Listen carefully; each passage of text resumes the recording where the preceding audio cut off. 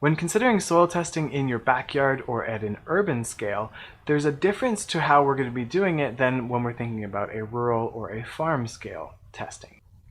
Some of the things you want to think about are the historical use of this space. Was this an old parking lot? Was the community garden that you're in an old gas station that was dismantled? How close are we to the road or to a large highway? That's going to have an effect on specific contaminants. Is there a old building nearby, or is this a newer building? If you have an old building, then you may have lead pipes, which means there may be lead contamination in that soil. There may also be old lead paint or cadmium paint from the building that chipped off and that are all around the base foundation of your building. So many of these different considerations are going to change the way that you measure the soil on your property and are going to change whether you go into a container raised system or grow food in ground. Some of the considerations when you're testing at the farm scale or the rural scale is to think about what the land was used for in general. Now, a lot of farms have an old dump. There's an area where there's some dead cars, there's some car batteries, there's some fridges that were just thrown there with their freon leaking out. There's all kinds of this debris collected in many of the old farms that we see when we're doing consultations. So finding this and making sure that it is not leaching into groundwater and that is going to go downhill towards your cultivated area, and that we are not cultivating in an area that was once cleaned up.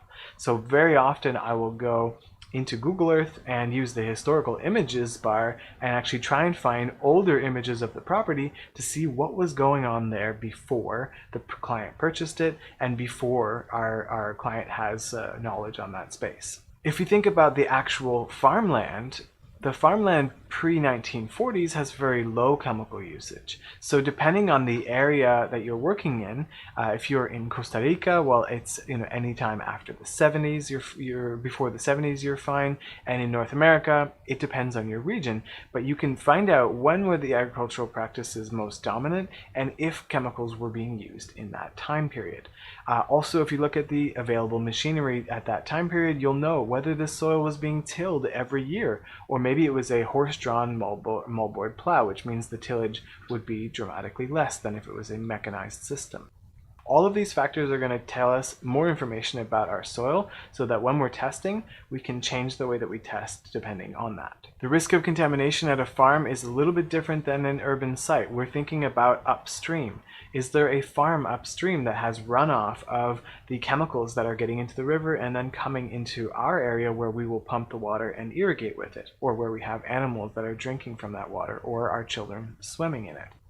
Is there a overland runoff? I have a friend who has a family that's just at the base of a vine orchard or a wine orchard. And this vineyard has all of this chemical runoff that comes into their property. And you can see it in the herbicides that are affecting the lawn at the edge of their fence. So these are considerations that are important to take into note. Even in orchards, there is a high risk of, when they're spraying, getting that spray blow off the treated property and onto your property. So all of these are different things that you want to take into consideration when you're testing your soil.